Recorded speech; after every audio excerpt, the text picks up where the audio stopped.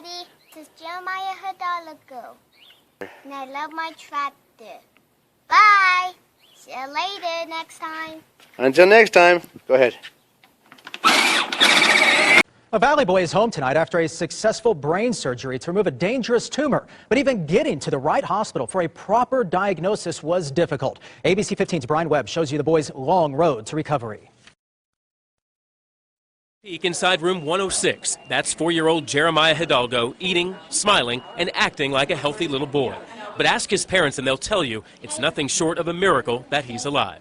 He's healed, and a lot of people prayed. A lot of people praying. The doctors even prayed with us. It was just amazing. You doing a good job?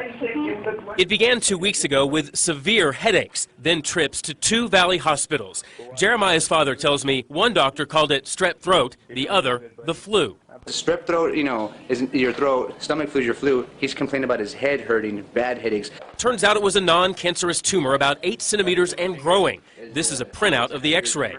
Doctors at Phoenix Children's Hospital told the family it was fluid building up in the brain and if left untreated could have caused brain damage, paralysis, even death.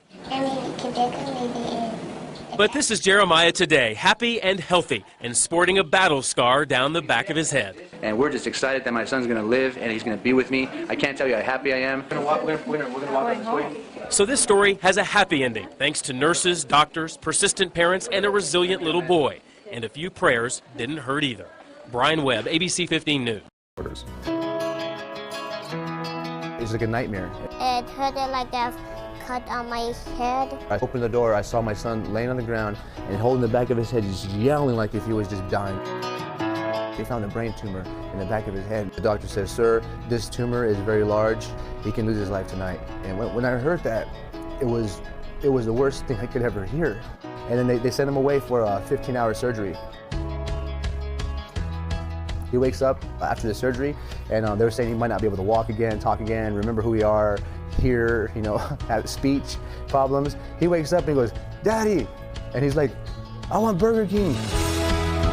Man, I started crying because, my son, he survived this traumatic thing that could have taken his life. Like, he was gonna die that night. When you look at the MRIs, it's as if he never even had a brain tumor at all. I was so fortunate to have the Barrow Neurological Institute at Phoenix Children's Hospital. They saved my son's life. Without the hospital and the experienced doctors that were there to do what they did, I wouldn't have a son right now. I wouldn't. I love Phoenix Children's Hospital.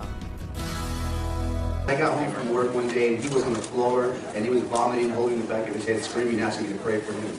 And he knows all about prayer and against faith. But my wife was over him crying and she said, "We don't know what to do." And earlier that week, we took him to 2 different hospitals that misdiagnosed him with a stomach flu and strep throat. And to not have an answer, it broke my heart. I'm sitting here saying, "Lord, what do I do?" And I said, "Honey, why don't you take him to Phoenix? Let's take him somewhere where they know what they're doing." And I got a phone call that night from my wife saying, "It's not good. I don't have good news. We found an 8-centimeter tumor, massive, in the back of the base of his brain." And he was in pain and he was asking for help. So what happened? Did they perform surgery here at OCA? When I got here, the doctors, said, "Wow, this is very serious. He can lose his life tonight. If he makes it, he may not walk, talk again." And they're the worst report ever. But I had confidence, and we got together, my wife and I, and we really prayed.